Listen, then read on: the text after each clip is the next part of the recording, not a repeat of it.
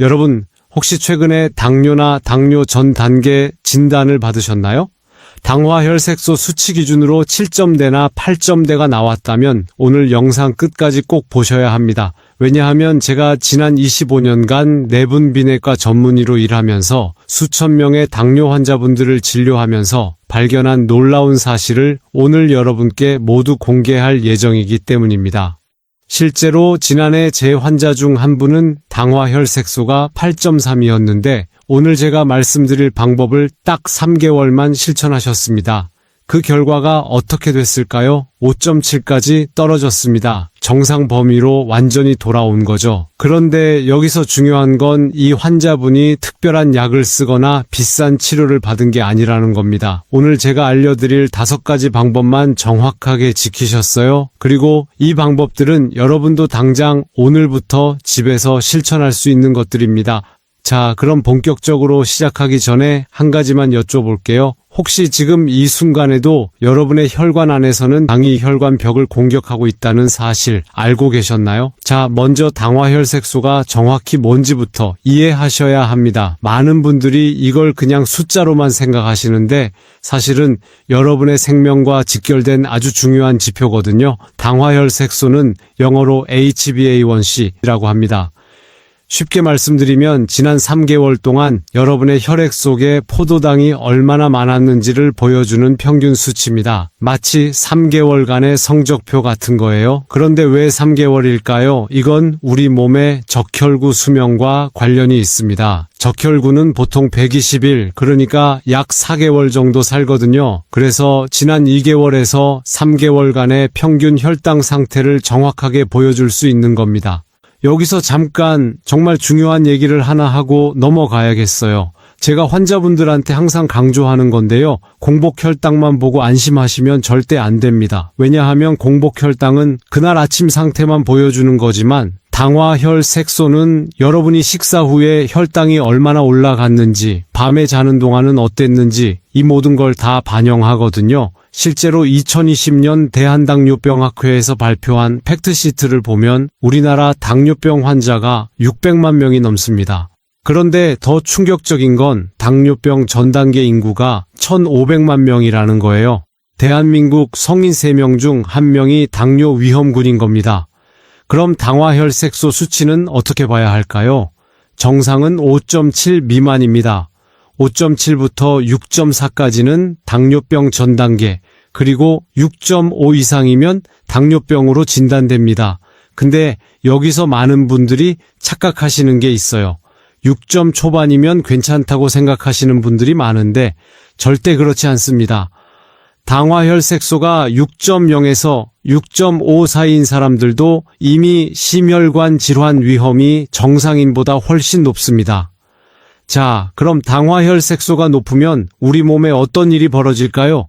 이게 정말 무서운 부분입니다. 첫째, 혈관이 망가집니다. 높은 혈당이 혈관벽을 계속 공격하면서 혈관이 딱딱해지고 좁아지는 거예요. 이게 바로 동맥경화증입니다. 그러면 심근경색, 뇌졸중 위험이 급격히 올라갑니다. 둘째, 신장이 손상됩니다. 우리나라 투석 환자의 절반 이상이 당뇨병 때문에 신장이 망가진 경우입니다. 당뇨병성 신증으로 투석을 받는 환자가 매년 증가하고 있어요. 셋째, 눈이 나빠집니다. 당뇨병성 망막증은 실명의 주요 원인 중 하나거든요. 제 환자 중에도 당뇨를 제대로 관리 안 하시다가 한쪽 눈을 거의 잃을 뻔한 분이 계셨습니다. 넷째, 신경이 망가집니다. 발이 저리고 손끝이 아프고 심하면 감각을 완전히 잃기도 합니다. 당뇨발이 악화되면 발을 절단해야 하는 경우도 있어요. 그런데 더 무서운 건 이 모든 합병증이 조용히 진행된다는 겁니다. 여러분이 아무 증상을 못 느끼는 사이에 여러분의 혈관, 신장, 눈, 신경이 조금씩 망가지고 있는 거예요. 자, 여기서 질문 하나 드릴게요. 혹시 요즘 갈증이 자주 나시나요? 소변을 자주 보시나요? 피곤함을 많이 느끼시나요? 만약 이 중 하나라도 해당된다면 당장 당화혈색소 검사를 받아보셔야 합니다. 제가 왜 이렇게 확신을 가지고 말씀드리는지 아세요? 제가 지난 25년간 서울대학교 병원과 삼성서울병원에서 내분비내과 전문의로 일하면서 수천 명의 당뇨 환자분들을 직접 진료했기 때문입니다. 특히 기억에 남는 환자분이 한 분 계세요. 올해 67세이신 배영수 씨라는 분인데요. 작년 이맘때쯤 제 진료실에 오셨을 때 당화혈색소가 8.3이었습니다. 정상의 거의 1.5배에 달하는 수치였죠. 배 씨는 정말 절망적이셨어요. 이미 당뇨약을 3가지나 드시고 계셨는데도 혈당이 전혀 안 잡히는 거예요. 발도 저리고 시력도 흐려지고 체중도 계속 늘고 있었습니다. 그러면서 저한테 이렇게 물으셨어요. 선생님, 저는 이제 평생 약만 먹으면서 살아야 하나요? 합병증도 막을 수 없는 건가요? 그때 제가 배 씨한테 말씀드렸습니다. 아직 늦지 않았습니다. 지금부터 제가 드리는 방법을 정확하게 3개월만 실천해 보세요. 그러면 반드시 좋아질 겁니다. 배 씨는 반신반의하셨지만 정말 열심히 따라 하셨어요. 그리고 3개월 후 다시 검사를 했는데 제가 결과를 보고 깜짝 놀랐습니다. 당화혈색소가 5.7로 떨어진 거예요. 정상 범위로 완전히 돌아온 겁니다. 배 씨는 그때 진료실에서 눈물을 흘리셨어요. 체중도 7kg이 빠졌고 발저림도 많이 좋아졌고 무엇보다 약을 2개나 끊을 수 있게 됐거든요. 이게 단지 배 씨만의 이야기가 아닙니다. 2018년 세계적인 의학 저널 란셋에 실린 다이렉트 연구를 보면 영국 글래스고 대학교의 마이클 린 교수 연구팀이 제2형 당뇨병 환자 298명을 대상으로 집중적인 생활 습관 개선 프로그램을 실시했습니다. 12개월 후 46%의 환자가 당뇨병 관해 상태에 도달했다고 보고했어요. 또 여러 연구들의 메타 분석 결과를 보면 생활 습관 개선만으로도 당화 혈색소를 평균 0.5에서 2.0까지 낮출 수 있다는 결과가 나왔습니다. 그런데 여기서 중요한 건 뭘까요? 바로 정확한 방법으로 실천해야 한다는 겁니다. 많은 분들이 이것저것 시도는 하시는데 정확하지 않아서 실패하시는 경우가 많거든요. 자, 이제 본격적으로 여러분의 당화혈색소를 낮출 수 있는 5가지 방법을 말씀드리겠습니다. 이 방법들은 제가 25년간 수천 명의 환자를 치료하면서 가장 효과가 좋았던 것들만 엄선한 겁니다. 그리고 모두 과학적으로 검증된 방법들이에요. 근데 시작하기 전에 한 가지만 약속해 주세요. 오늘 이 5가지 중에서 특히 마지막 5번째 방법이 가장 중요합니다. 많은 분들이 이걸 놓치셔서 실패하시거든요. 꼭 끝까지 보시고 5번째까지 들으셔야 합니다. 첫 번째 방법, 식사 순서를 바꾸세요. 여러분, 혹시 밥 먼저 드시고 반찬 드시나요? 그럼 오늘부터 당장 바꾸셔야 합니다. 식사 순서만 바꿔도 혈당 상승을 크게 줄일 수 있습니다. 정확한 순서를 말씀드릴게요. 첫째, 채소를 먼저 드세요. 샐러드든 나물이든 채소를 먼저 5분 정도 드시는 겁니다. 둘째, 단백질을 드세요. 고기나 생선, 두부, 계란 같은 단백질 반찬을 드시는 거예요. 셋째, 마지막에 탄수화물을 드세요. 밥이나 빵은 제일 마지막에 드시는 겁니다. 이게 왜 중요할까요? 2015년 미국 웨일 코넬 의대의 루이스 아론 교수 연구팀이 제2형 당뇨병 환자 11명을 대상으로 실험을 했습니다. 같은 음식을 먹더라도 채소와 단백질을 먼저 먹고 탄수화물을 나중에 먹었을 때 30분 후에는 29%, 60분 후에는 37%, 120분 후에는 17% 혈당이 더 낮게 올랐다는 결과가 나왔어요. 왜 그럴까요? 채소의 식이섬유가 위장에서 일종의 방어막을 만들어줍니다. 그러면 나중에 들어오는 탄수화물이 천천히 흡수되는 거예요. 마치 스펀지가 물을 천천히 흡수하는 것처럼요. 제 환자 중 한순자 씨라는 64세 여성분이 계세요. 이분은 이 방법만 2주일 실천하셨는데 식후 2시간 혈당이 220에서 150으로 떨어졌습니다. 약은 전혀 바꾸지 않았어요. 오직 식사 순서만 바꾼 겁니다. 그런데 여기서 실수하시는 분들이 많아요. 채소를 먹긴 먹는데 김치만 먹으시거나 아니면 채소를 너무 조금 드세요. 채소는 최소한 밥 공기 하나 분량은 드셔야 효과가 있습니다. 그리고 김치는 염분이 많아서 생채소나 삶은 채소가 훨씬 좋아요.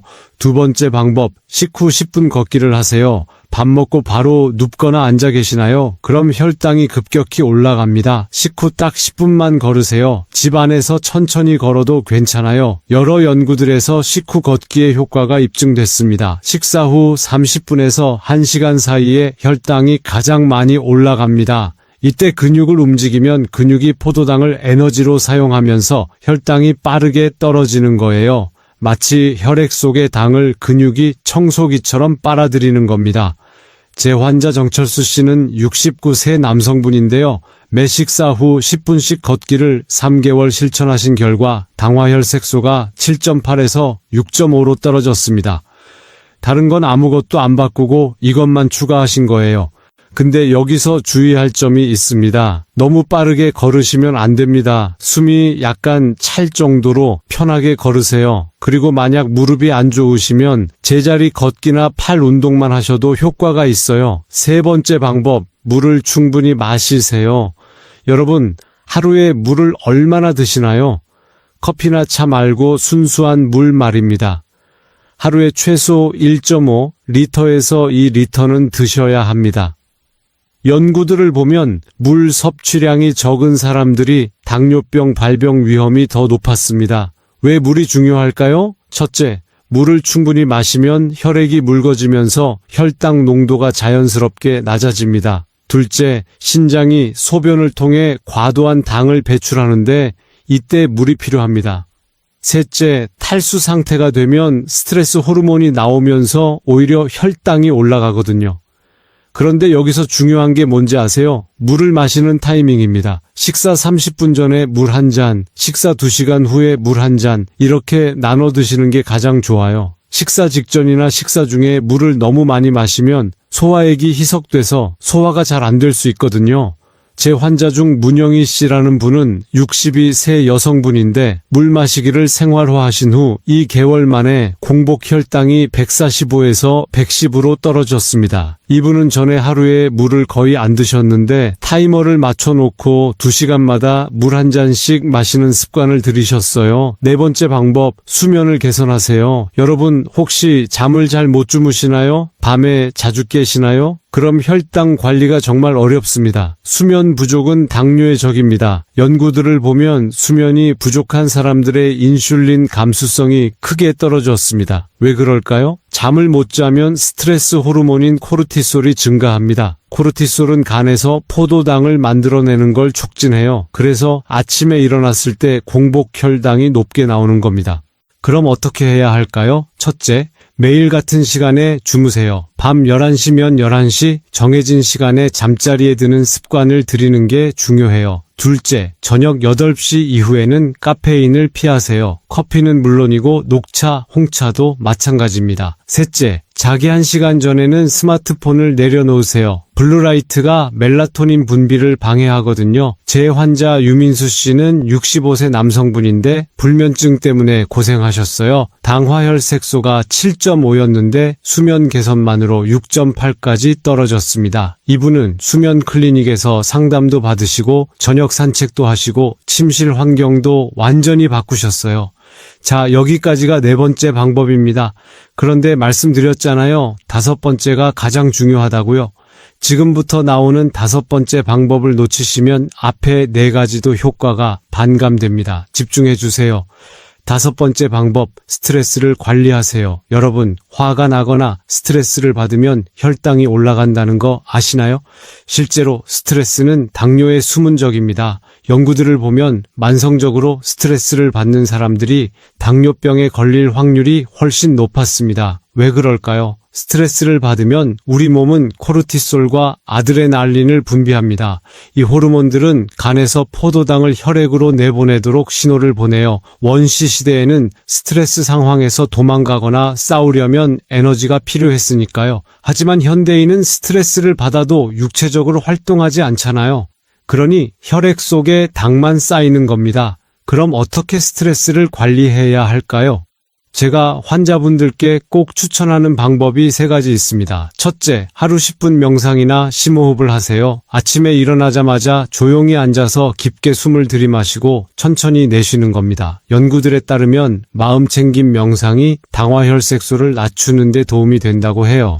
둘째, 취미 활동을 하세요. 좋아하는 걸 하면 스트레스 호르몬이 줄어들고 행복 호르몬인 엔도르핀이 나옵니다. 그림 그리기, 노래 부르기, 정원 가꾸기 뭐든 좋아요. 셋째, 가족이나 친구들과 시간을 보내세요. 사람과의 교류는 스트레스 해소에 정말 중요합니다. 혼자 있으면 부정적인 생각이 더 커지거든요. 제 환자 중 서순자 씨라는 분은 68세 여성분인데요. 남편분이 돌아가신 후 혼자 사시면서 우울증과 당뇨가 함께 왔었어요. 당화혈색소가 8.5까지 올라갔었는데 복지관에서 하는 노래 교실에 다니시고 친구들을 만나시면서 6개월 만에 7.0까지 떨어졌습니다. 자, 이제 이 5가지 방법을 실제로 어떻게 실천하는지 하루 일과표로 정리해 드릴게요. 이걸 그대로 따라만 하시면 됩니다. 아침 7시 일어나자마자 물 한 잔 마시세요.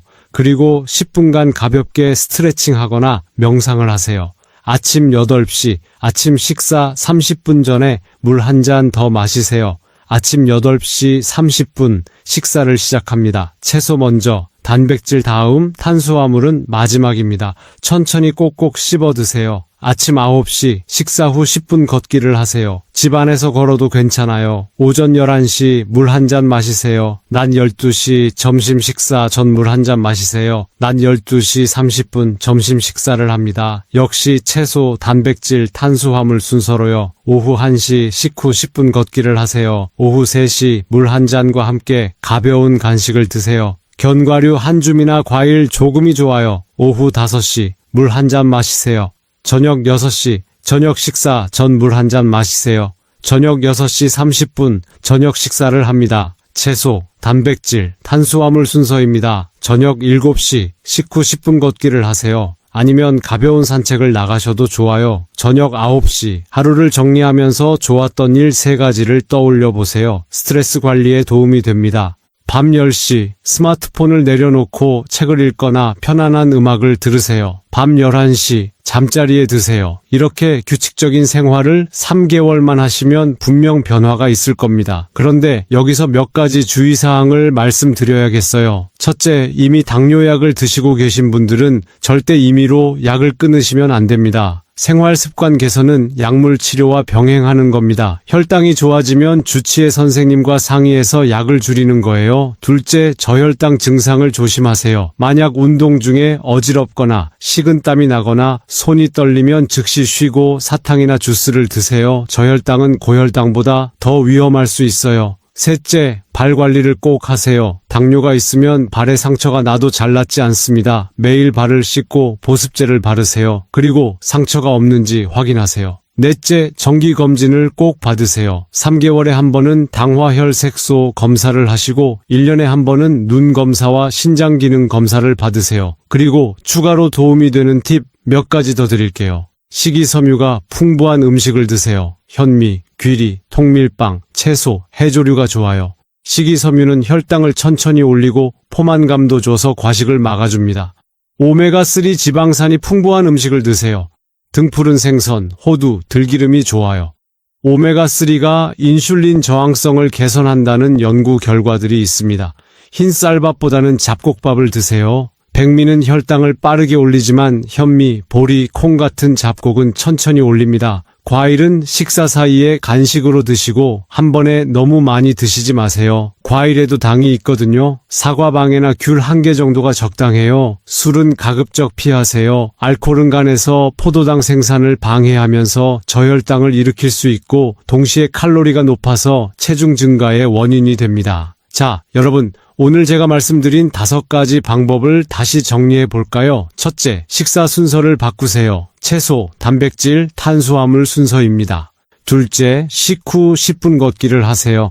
셋째, 물을 충분히 마시세요. 하루 1.5리터에서 2리터입니다.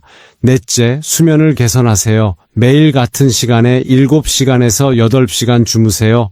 다섯째, 스트레스를 관리하세요. 명상, 취미활동, 사람들과의 교류가 중요합니다. 이 5가지 정말 어렵지 않죠? 특별한 장비도 필요 없고 돈도 들지 않아요. 오직 여러분의 의지와 실천만 있으면 됩니다. 제가 20년간 수천 명의 환자를 치료하면서 확신을 갖고 말씀드립니다. 이 방법들을 정확하게 3개월만 실천하시면 여러분의 당화혈색소도 분명히 떨어질 겁니다. 배영수 씨처럼, 한순자 씨처럼, 정철수 씨처럼 여러분도 할 수 있습니다.